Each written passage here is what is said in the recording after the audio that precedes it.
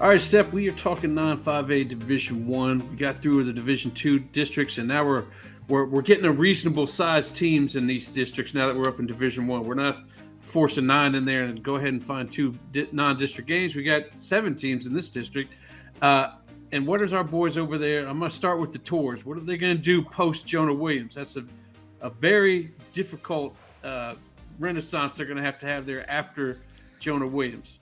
Yeah, this district overall, Ward, when you look at the district as a whole, I call this the district of the coaching change. 5 of the 7 teams in this district have new coaches, including Galveston Ball, who we're talking about right now.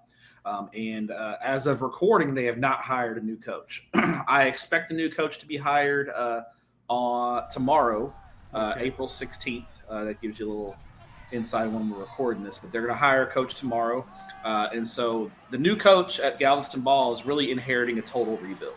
This is a team that's been gutted by graduation. They lose Jonah Williams. Their best returning player, their quarterback, has transferred to Clear Falls, where he went to school as a freshman. Now he's back at Clear Falls for his senior year. So what they had back is now gone. So I think you're going to see a bit of a youth movement there at Galveston Ball under their new head coach. I think you're going to see a lot of new faces on the coaching staff and on the field in 2025. And you're going to see some updates to the Corville Stadium, historic Kermit Corville Stadium, getting a brand new press box. Looks awesome.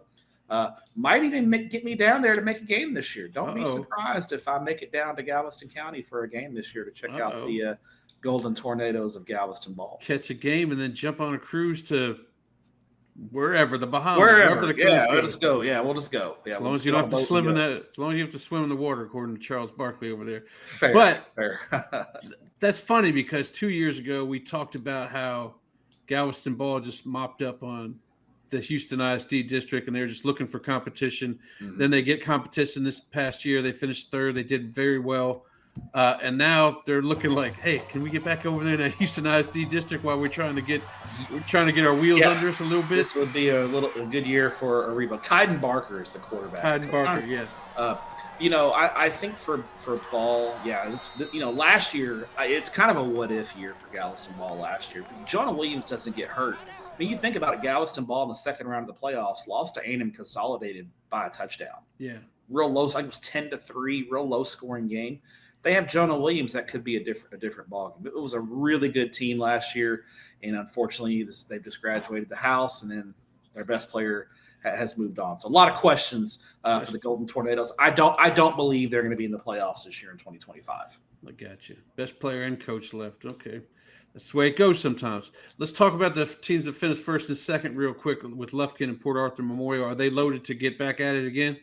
Yeah, so Lufkin's got a new head coach, a familiar name to Houston area football fans. Former Barbers Hill head coach Carl Absek is now the head coach at Lufkin. Takes over a district rival. So that Lufkin Barbers Hill game is going to be very interesting when they get together. I still think Lufkin goes in as the favorite in the district. Their skill talent is very, very talented. Javion Johnson, their quarterback, is back. They've got a ton of speed. And I think Coach Absek has injected new life and new energy into that program. It had been, no offense to the previous coaching staff, but things had kind of gotten stale. That same regime had been in Lufkin for 25 plus years. When it started with John Outlaw, through the Des Bryant years, and then gets Todd Quick, and now a whole new energy. I think it's going to be great for Lufkin. If you're a Lufkin Panther fan, I think they're probably the favorite. Port Arthur Memorial, super, super talented. I mean, just loaded with D1 recruits. Guy like Tank King, their linebacker, who is getting recruited by everyone in the country. I think Michigan is after him right now. They're loaded. I think they're probably the number 2 pick in the district. They've got a lot of 3-year starters. And then I think after that, you look at it, and I think, I still think our Houston team, Barbers Hill, is going to be in the mix for that 3 spot. They have coach. So obviously Carl Absek's left, and he's gone to Lufkin, so Barbers Hill had to hire a new coach. They bring in former Cy Woods head coach Cody Semper to take over that team.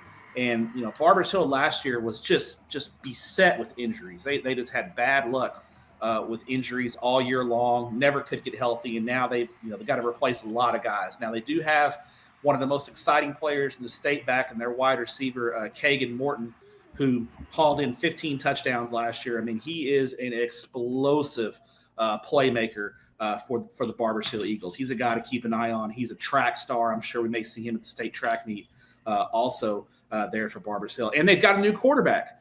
They've got a quarterback transfer in, Brady Barrier. His dad, Ned Barrier, former head coach in the Southeast in the Golden Triangle, was an assistant at Anahuac last year. Brady Barrier is now at Barbers Hill, so he's a borderline Division I prospect. So you've automatically insert a big time quarterback into that mix. So I think Barbers Hill offensively is going to have enough to get into the postseason. It sounds like they may have enough to even challenge for a second seed there. And the thing about Barbers Hill, at least the last, granted they didn't win the Richland game, but when they get in the playoffs, wild things happen, and they made it 2 rounds this year. Of course, we all remember the Marshall game where they went into Marshall and beat them, and then the Richland game, which lasted well into the next day. It seems they make it exciting. They have fun in there. Talk about the other 3 teams in this district. We got United, Beaumont United, Westbrook, and then of course Sterling. Which is go ahead. So Sterling's going to have a new head coach as well. Don't really know a lot about him. I haven't gotten any information in on him yet. They traditionally have had some struggles, so I don't expect Baytown Sterling, especially with a late head coaching hire, to really be a factor in the district race. Beaumont United has a new head coach as well. They hired their coach from Austin LBJ, so a very successful program, but a small school program. I do think Drenard Williams as Timberwolves will be improved next year. They bring back 6 starters on both sides of the ball. I think they can possibly maybe move into that fifth place spot, but I don't think they can challenge for a playoff spot. I'm interested in Beaumont Westbrook. I think Westbrook right now is my pick for the 4 seed. I think Westbrook is probably enough talent. They've got a really good sophomore class that are going to be juniors next year. Their JV team was very strong last year.